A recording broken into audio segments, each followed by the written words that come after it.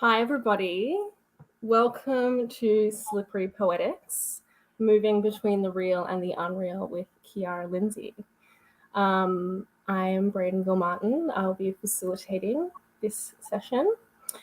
And before I start, I just want to acknowledge that I am tuning in from the stolen lands of the Wurundjeri and Boonwurrung people of the Kulin Nations, and that Kiara is also joining from Wurundjeri Woiwurrung land.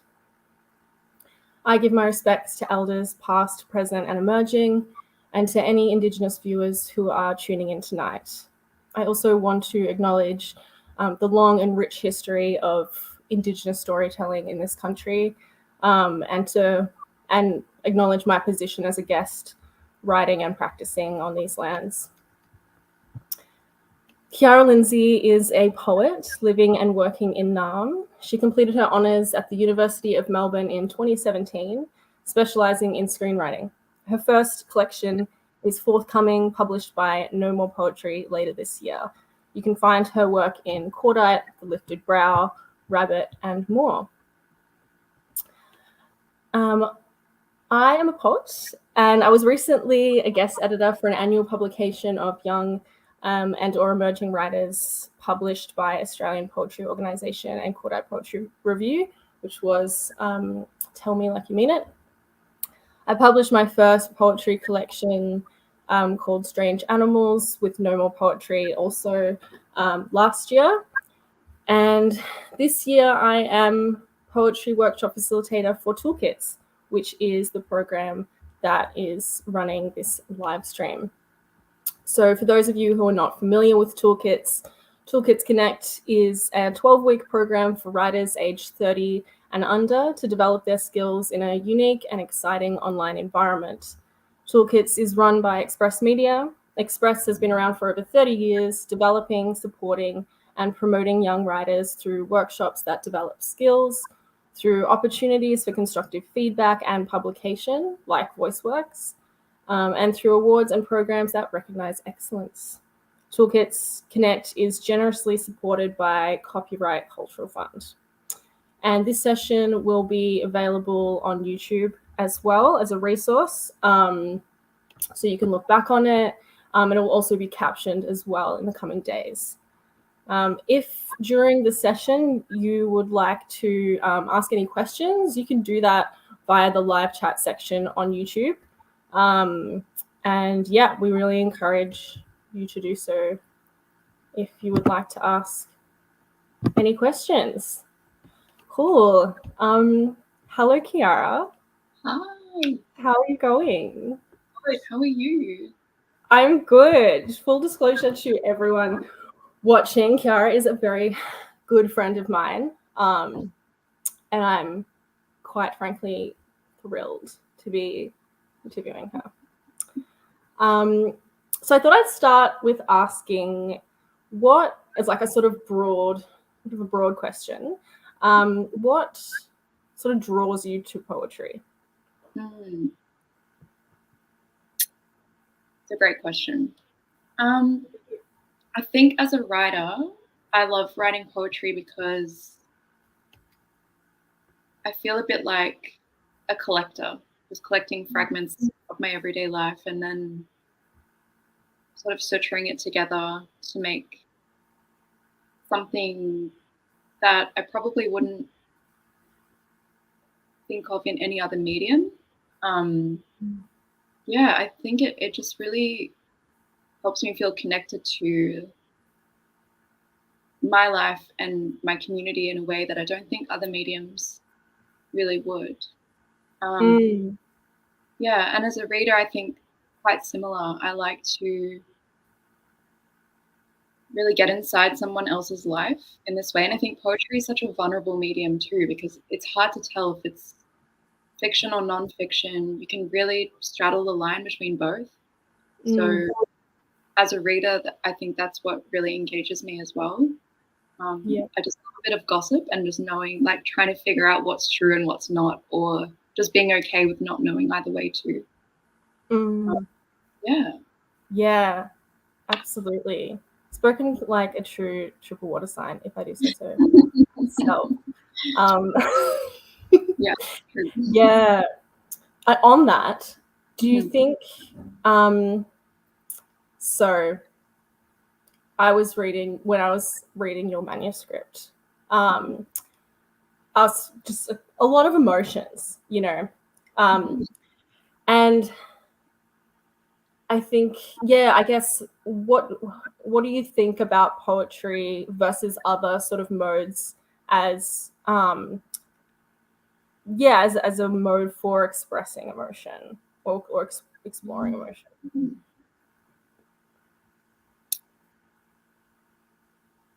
Yeah, I guess it really goes back to that sort of element of, for me, not knowing or not being able to convey really if something's fiction or not. And so I find it really easy as a writer to use this medium to explore emotions because it feels kind of a bit more safe.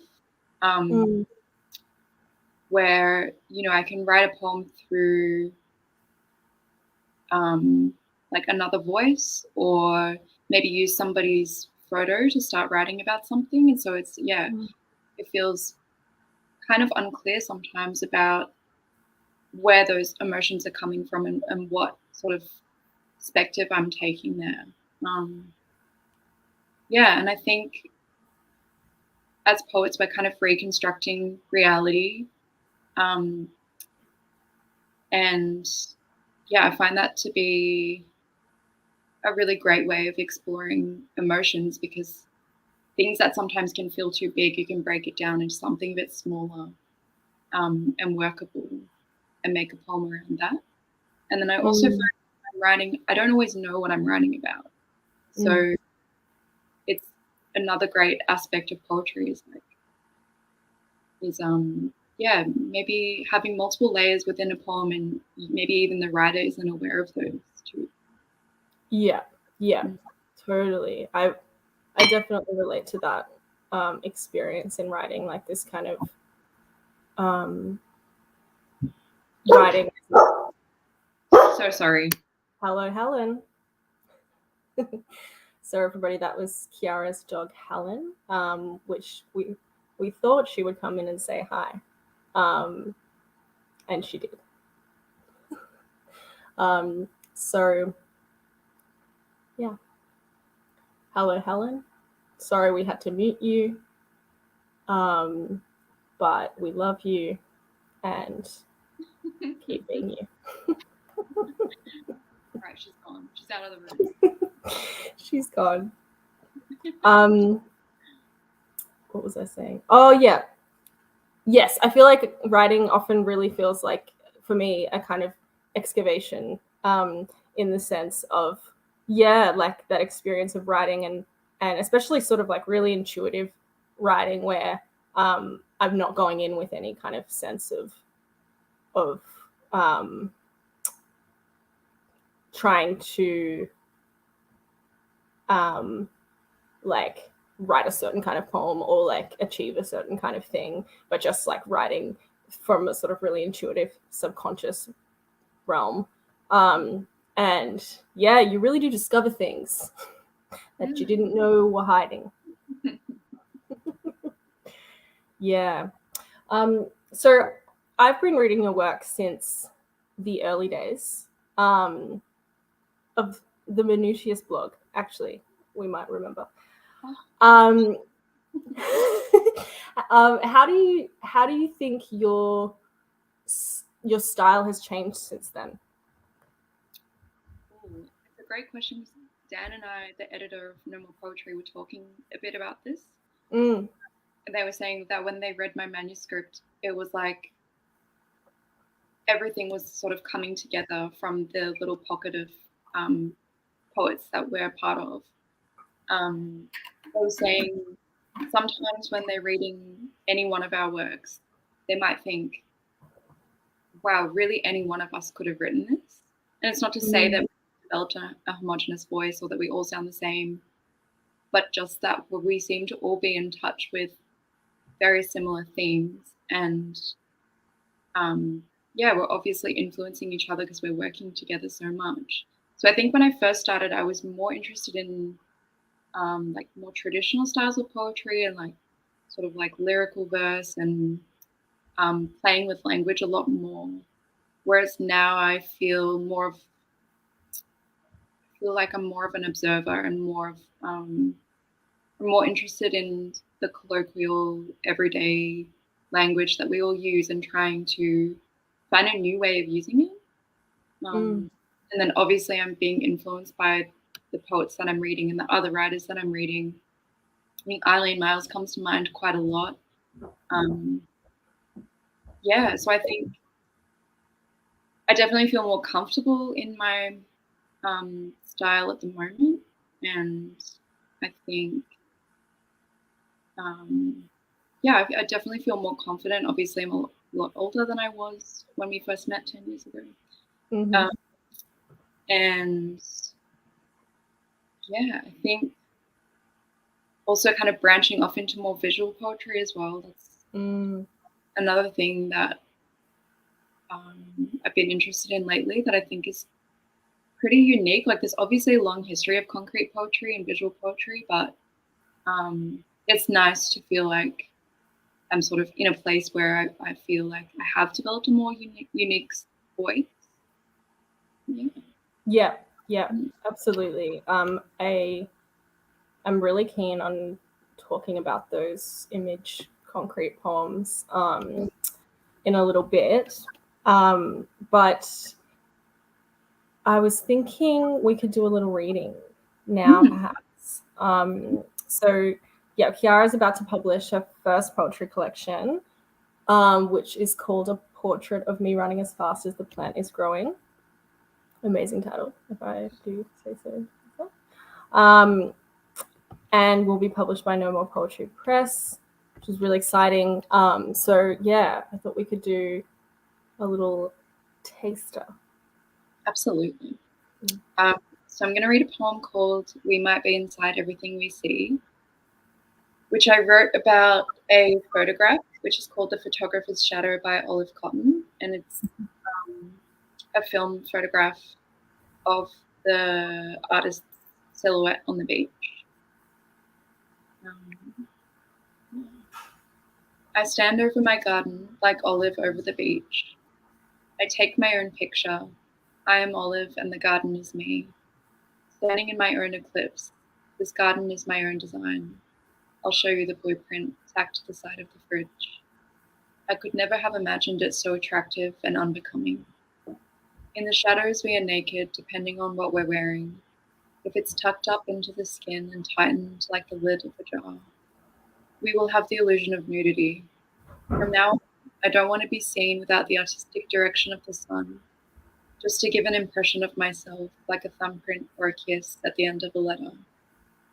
There are so many types of sun, so many types of eclipse, solar, partial, total, but only one true impression, and it's here on the beach. It's here on the beach. Kiara. So good. I feel like I love the way your poems, and this kind of moves into the subject, I guess, of today's talk. But yeah, sort of like inhabit this space or straddle this kind of binary between this real and unreal. And yeah, I know, like Daniel Ward, the editor of your book, like also noted that this kind of like very slippery grasp on reality. Do you think that this thread that goes through your work is a sort of conscious and intentional one, or is it something that you've kind of discovered yourself through reading your work? I think it's perhaps started out as an unintentional thing. I think it just is a lot to do with my personality and like how I grew up, what kind of kid I was, like always reading and using my imagination a lot. And then when I was a teenager, I guess I became quite interested in dreams and think when I first started writing poetry, I definitely was exploring it a bit more, but I felt really self-conscious because I think I heard a lot of criticism about people using dreams in poetry because they would say things like, "Oh, it's just so lazy because your subconscious is coming up with it, you're not doing any of the work, and it's boring. Like, who wants to hear about someone else's dreams?" But yeah, I think it's so interesting. I think it just depends what you do with it as well. Yeah. I recently read an interview with Maggie Nelson where she was asked about that specifically, and I think she said something like, that's just part of everyday life. Dreams are part of everyday life. So if you're writing about something that happens in your everyday life, this is also a part of that. It's not really separate.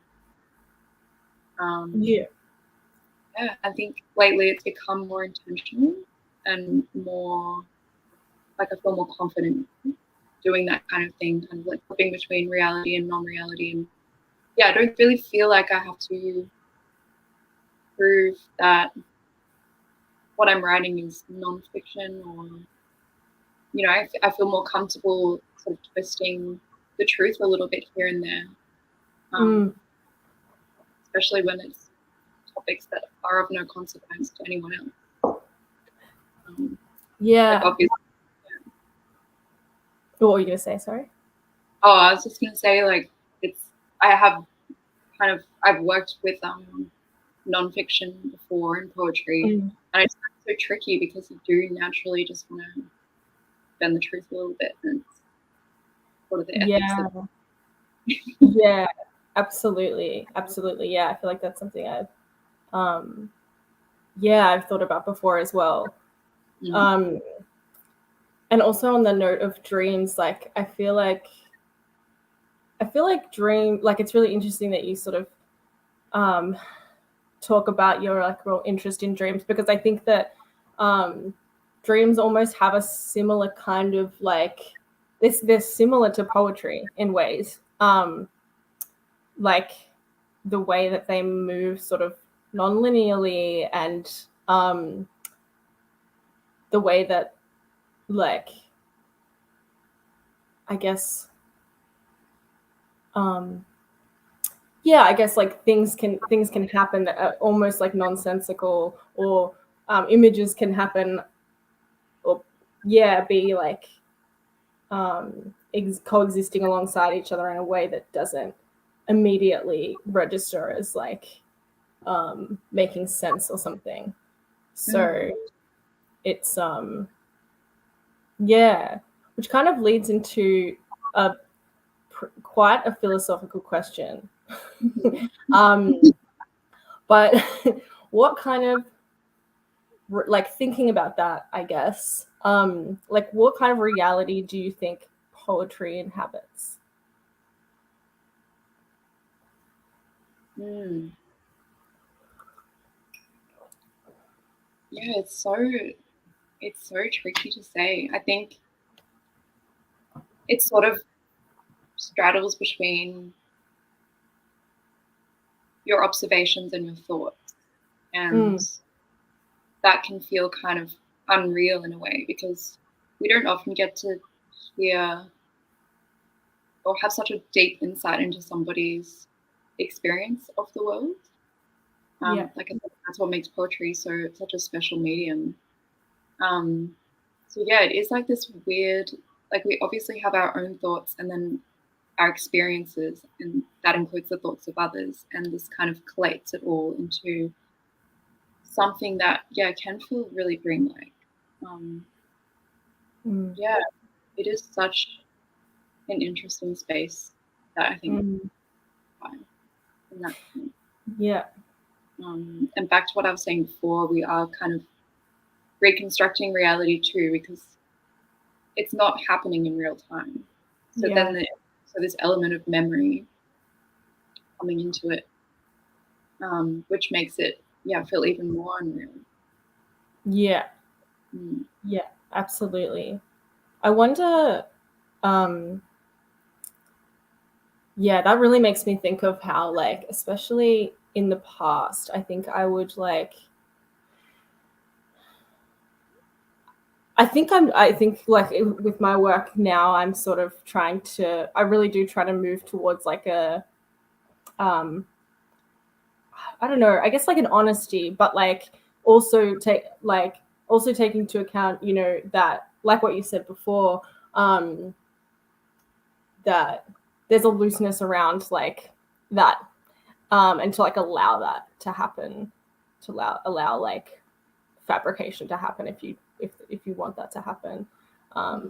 But I feel like more so in the past with my writing, like I would really, I would find it was interesting. It's like when I would write about something, an experience that I had, like you say, reconstructing reality, and then I would remember it in the way that I wrote about it in the poem, not actually necessarily how it was. So the way that like the practice of writing actually can like affect your way of seeing the world is interesting. Yeah, for sure. Even I find when I'm not even writing, I'm just living, and then the way that writing can disrupt that, and you just like have an idea and you're like, hang on, stop talking, I need to write this down. Yeah. It's like the way poetry reflects life also impacts your poetry as well. Yeah, totally. So another part of your collection that I found so incredible were these sort of image poems that you incorporate, these poems drawn by hand. And I felt when I was reading your manuscript that they really evoked this kind of dreamlike state that we've been talking about. And so is this a kind of recent development in your practice, or something you've been doing for a while? Yeah, I think it's pretty recent. I think it started when we were in our honours degree, and I don't know if it was honours, it must have been third year, with your supervisor, whose name I'm forgetting. Kay. Yeah. And we were studying ekphrasis, and the process of writing about art to create a new artwork. And I think during that she showed us a lot of concrete poetry and like visual poetry that I tried to find, but I have seemingly no record this time of my life. So but I do remember this one poem that I made during that time where one of the artists in the exhibition that we were writing about had created a painting by taking a photo that somebody else had taken and photocopying it and then dragging it down the photocopier. And then they took that as the stencil for their painting. So I was thinking about that artwork, and I decided to do the same thing. So I found the original photograph and then photocopied it and dragged it down, and then used that as like a framework of the structure of my poem, wherever I could fit. So it was in black and white, so wherever I could fit text, I would fit it there.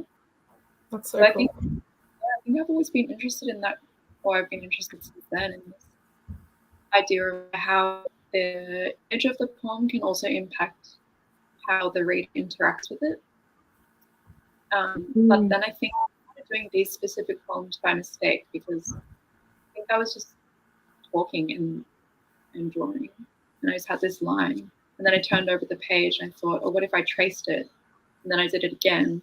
So I ended up with these texts that are backwards and then some that are forwards, and you can read it. Some of them you really have to try to read them, but I kind of like that. I think so often we, as readers, rush as well. So I thought it could be a good way of getting the reader to sit still for a minute if they're not. Yeah. That's so beautiful, your sort of way into that. I feel like you're a kind of I guess, collaboration with visual artists' work to sort of create the structure of your own poem. And then I also find really interesting the like the actual process of making these poems yourself. I like how you were saying about writing and then sort of tracing it. And it reminds me of like, I guess, just like processes I've done with drawing before, where I'll like draw a shape and then trace that shape to create a sort of another shape, and then that transforms into something else. So there really is like drawing is kind of a part of it, the construction. Yeah. Yeah. Definitely. Which is great for me because I've always wanted to be a visual artist, but there's nothing there. So this is like there is something there because of these image poems. This might be another kind of esoteric question. I'm feeling very philosophical today. But what do you think these kind of image poems, like what do you think they do to language? I was actually reading about the history of concrete poetry because I've sort of just been doing it. And I thought, there is an origin here. And I found this quote by Roland Barthes that says, if linguistic stops at the sentence, concrete poetry stops at the word. And the word is the largest scope of concrete poetry's inquiry. So I think in a way, like, throws the sentence. And even though in a lot of the poems that I've written this way, that it is part of a sentence, because of the distortion, it really just breaks it down and brings the focus just onto the words themselves. And you can look at it without inferring the meaning of the word too, because of the way it is on the page. You can look at it aesthetically and then also just like have a feeling for it visually, but then you can also read it. So yeah, I think it just sort of breaks down the sentence, which I find quite interesting. Yeah, absolutely. Yeah, sorry. No, please. Thing about that, I think it also makes me think a lot about semantic satiation, that idea of saying something repeatedly until it loses its meaning, or that you think about it so many ways that none of these meanings really fit it anymore. So yes. And it's interesting. Yeah, I feel like from my knowledge of concrete poetry, which is like admittedly limited, I feel like a lot of concrete poetry, like kind of historically, has really been like wordplay in a way, or that kind of doing like what you just described. But I think that your poems are doing something quite different to that, because I guess they feel, although I feel that they are kind of evoking like the sort of materiality of language, I think they're also just inhabiting this sort of alternate realm or something. It's going to sound really strange. Have you seen Twin Peaks? So I feel like your poems are like from like your image poems like from the Black Lodge.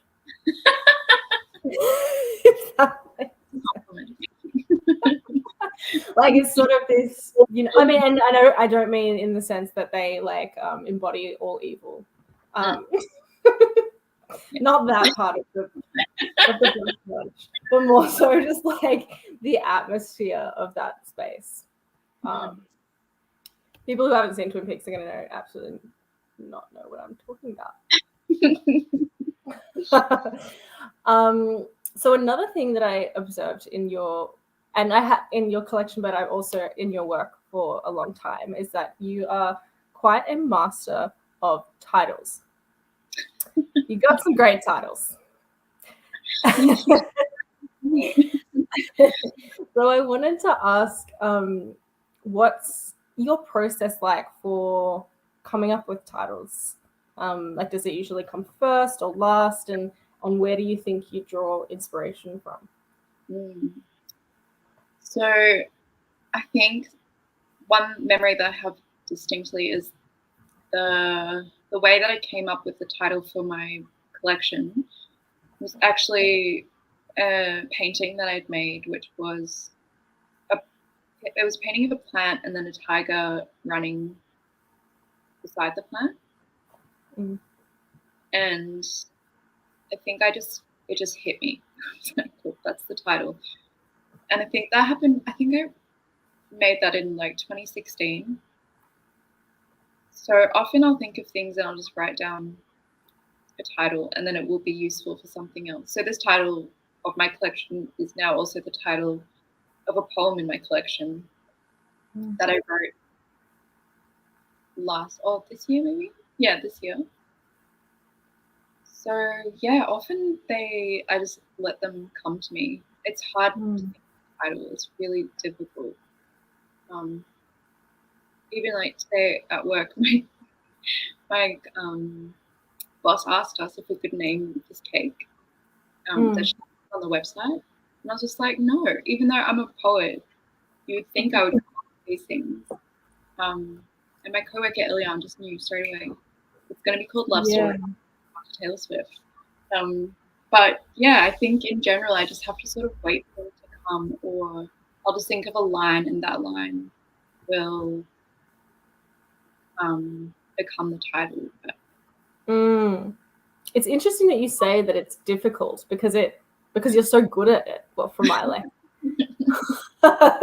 like, yeah. Is there sort of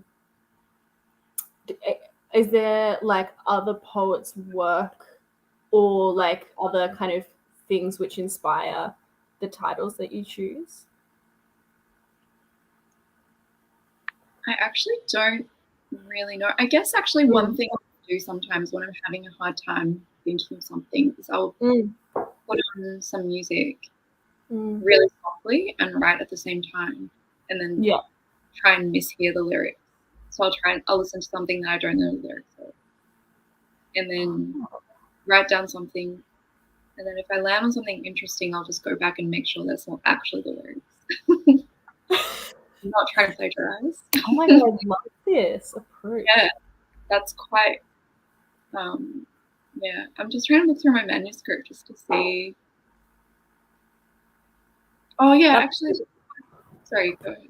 Oh no, I was just going to say that reminds me of, or that practice kind of reminds me of a writing exercise that I do sometimes, which is just to listen to like usually ads because they're so like ripe for poetry, and just write down like the cooked things that are said. Yes, I read a poem last night where there's a line in it from a Ford ad that says, "And we're not going forward." We're not going. Oh, a poem by me. Well, yeah, Ford in a Ford Focus or something. Oh yes, yeah. Getting nowhere. Yeah. Yeah, getting nowhere in a Ford Focus. Oh. I already read poem last night. Yeah, during my spare time.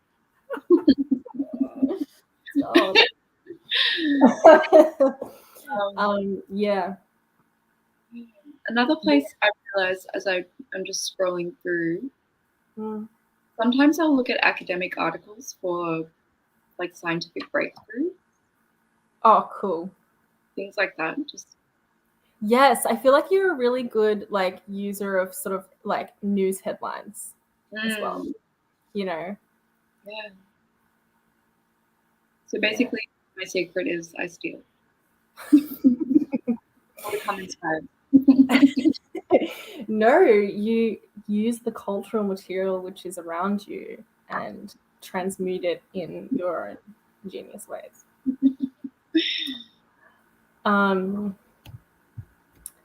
So how? So you've done a lot of work with like engaging in the poetry community in the last 10 or so years. How important do you think community is in the practice of writing poetry? Okay, huge. I was just thinking before, if I didn't know you, I don't think I would still be a poet. What? No, I guess you would.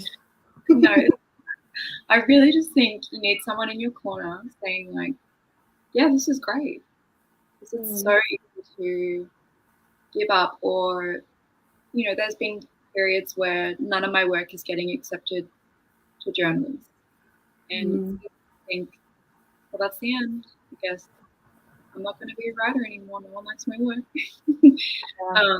But I think, yeah, just having, like, I remember one time going to a reading.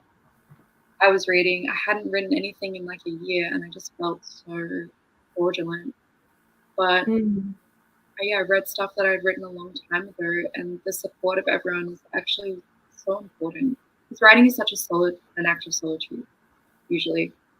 And yeah, if you don't have anyone to say this is good, it's really hard to keep going. Yeah. Yeah. I 100% agree.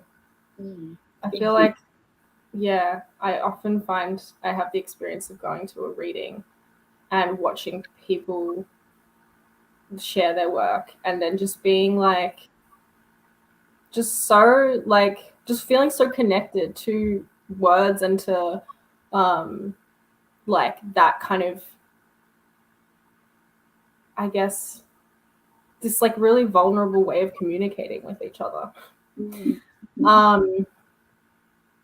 And yeah, it is really hard to like kind of hard to feel that when you're sort of sending a poem off to a journal, that is maybe not like a local journal, maybe it's a bigger journal or something that you don't really have any sort of connection to the people who are running it, and then getting back a rejection letter, or even if you get the poem in the journal. Like I remember you were hosting a reading for Inhabit journal, which was a journal that Kiara started up many moons ago. But I remember I was reading at it, and I went on this kind of like rant before I read that was just like, it was basically what we've been saying, but like, I think I had particularly had a few experiences that week of just like, yeah, feeling like sending my poems off into the ether and just feeling like, what is this? Like, what am I doing? And then going there and doing that and realizing like, oh, this is actually why I am doing this, because this feels like I'm alive. Yes, absolutely. Yeah. I think that's also why I read a lot of memoirs as well, because it's easy when you're just writing about your own experiences to feel like this is so boring. Like, why would anyone care about what I have to say? But it is interesting. I think when you expose yourself to many different perspectives, other people's stories, it's a bit easier to remember why you're doing it too. Yeah. Or that it is meaningful. Yeah, totally. For, I guess, like writers who are maybe just starting out and trying to kind of like find a sense of community, what would your advice be for them? I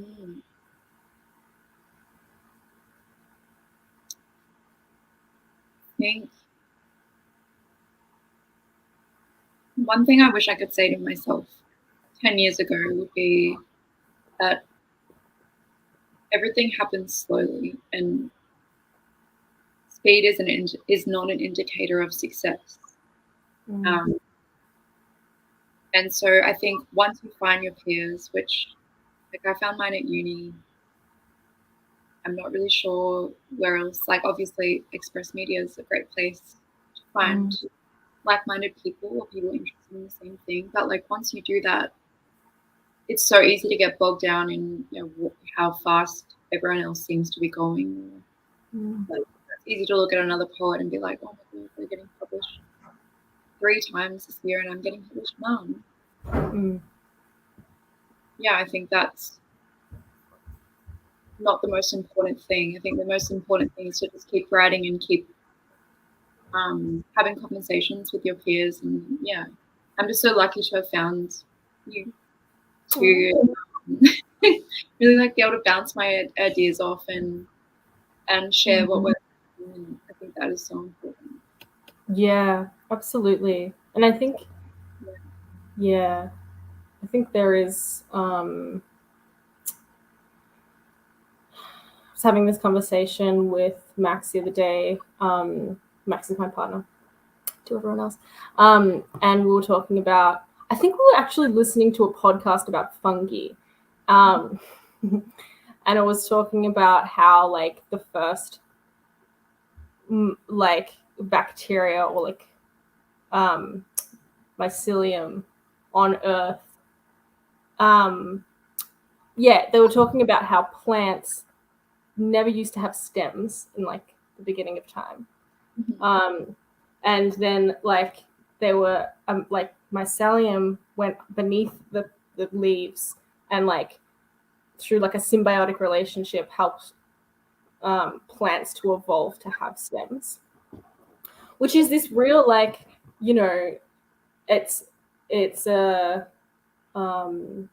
it's a challenge to this idea that like evolution comes from this sense of competition, but actually it was like a process of collaboration.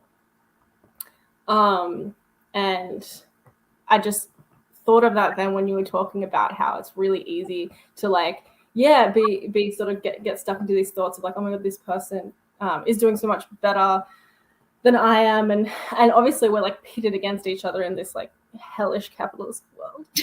But but like, you know, when I think about those stems, I just like it really warms me.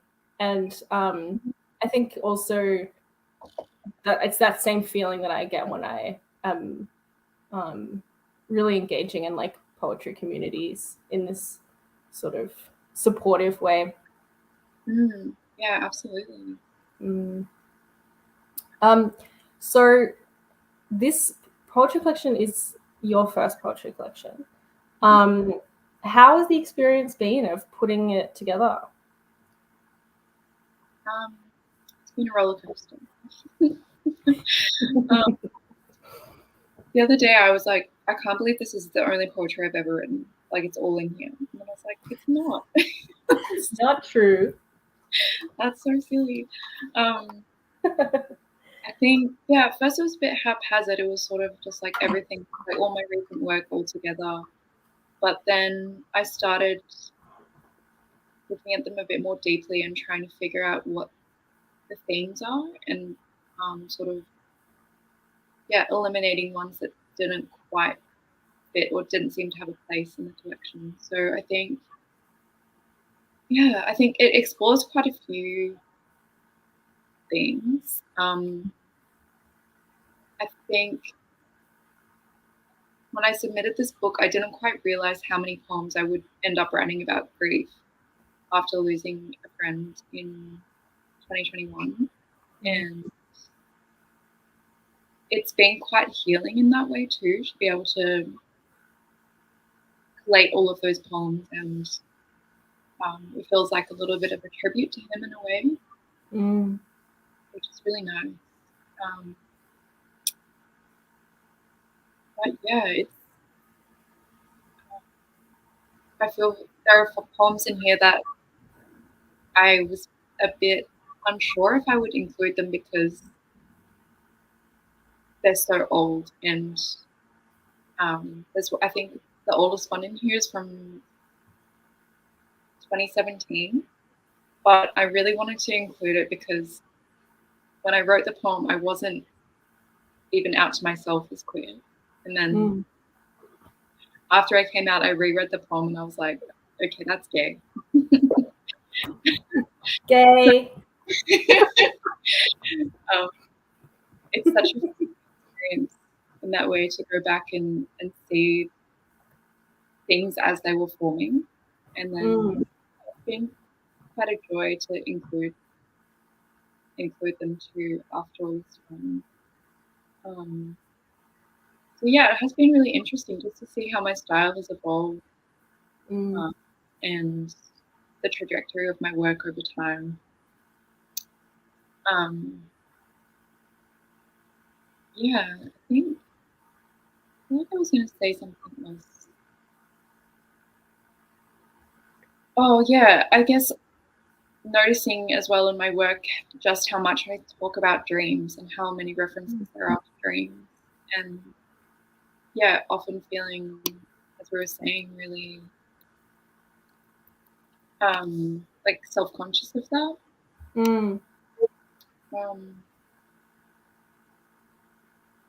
Yeah, but yeah, I guess also it's funny to revisit other people's work as I'm collating mine. So as we noticed, so Brayden read my manuscript and then came over and then was like, oh, it's quite funny how we both start our manuscripts with a very similar poem.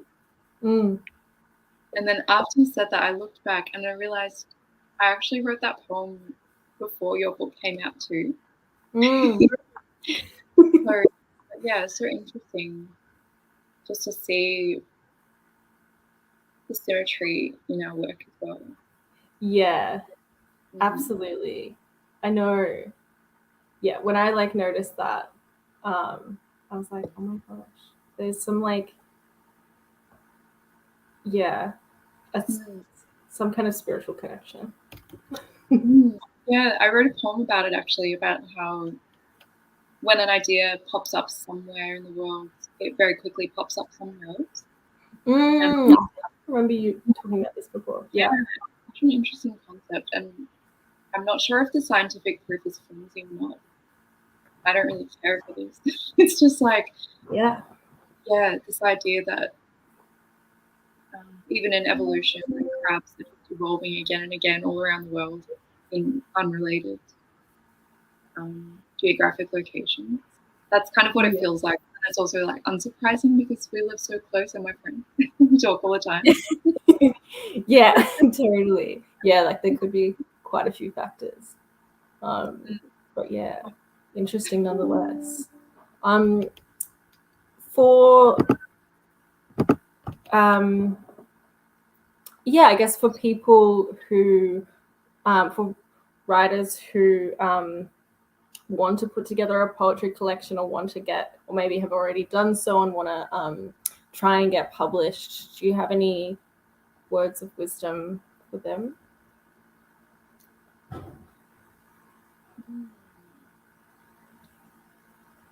would say in making this collection, I had to learn how to trust myself and feel very confident in my work. Yeah, it's been surprisingly quite anxiety inducing. I thought I would just be fun and be like, whatever, this is just my work. No worries. But I would say, like, if I could change anything about the process, I wish I just used my time a bit more wisely and wrote a lot more. I think it's way easier to cull back a collection and make it really tight and neat if you have a lot to work with. Yeah. It's easier to do that than just go back and try and fill in blanks. But yeah, I guess it just takes time. Yeah. We were speaking the other night about when I published my poetry book, I had a mental breakdown essentially. Sorry? Is that not a cute one, an actual one? Not a like, oh, I had a mental breakdown. Like, yeah, not fun. But, and, you know, I was talking about how, like, it wasn't until after, like, because I was really sort of fixated on these, like, tiny details about the book, and, like, it wasn't until later that I kind of realized, like, oh, I think it was just because publishing a book of especially poetry is like a deeply vulnerable experience. And yeah, I think, I mean, I guess as poets, like, and, you know, poets who write about their own lives, like, I guess I've always been, like, comfortable sharing my work. But maybe it's something to do with, like, it really just being all in the one all in the one thing, and then kind of putting that out into the world. Especially also when you have kind of perfectionist tendencies as well, I think. Then you can kind of get into this mindset of, like, oh, like, it's going to be printed, and then once it's printed, that's it, that's final, and, like, you know, I won't be able to change it, and this, like, fear of regret that comes with that. But yeah, just kind of got to, like, cope with those thoughts and just show them compassion. Yeah, absolutely. Another thing I didn't expect to feel about this is, like I've been out as queer for quite a while, like some years, but I realized once this is published, that's kind of it. Like, anyone who reads this will now know, and there are, you know, family members and whoever who don't know still. Yeah, can't go back in the closet, and you can't go back. That's it. Which is really, I think, very freeing. But I also think, yeah, I just didn't realize for some reason.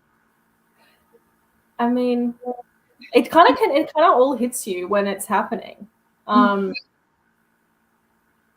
But it's hard to prepare for that.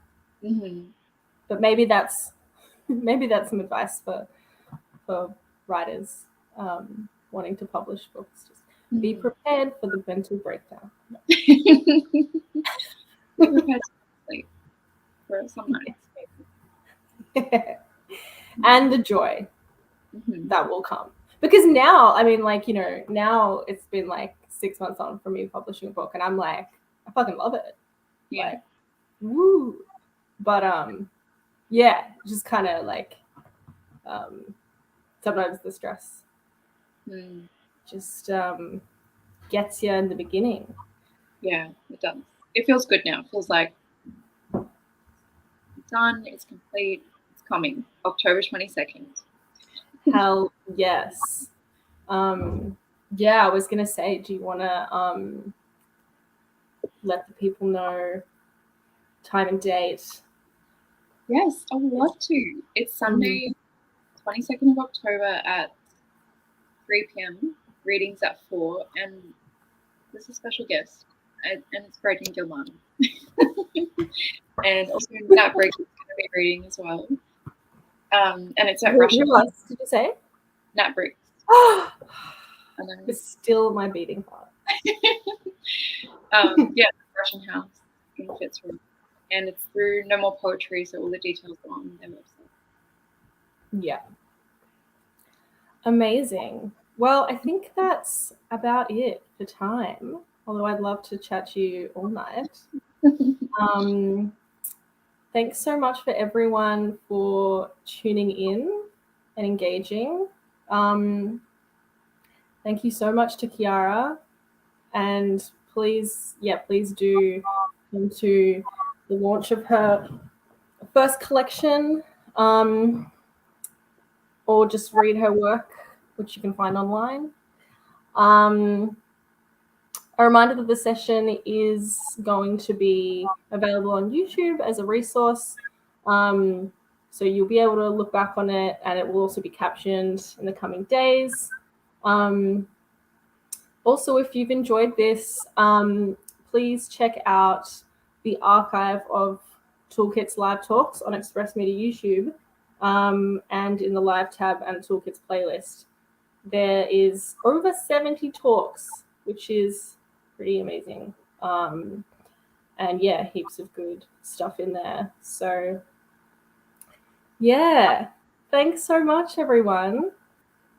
Have a lovely day, evening. Thanks.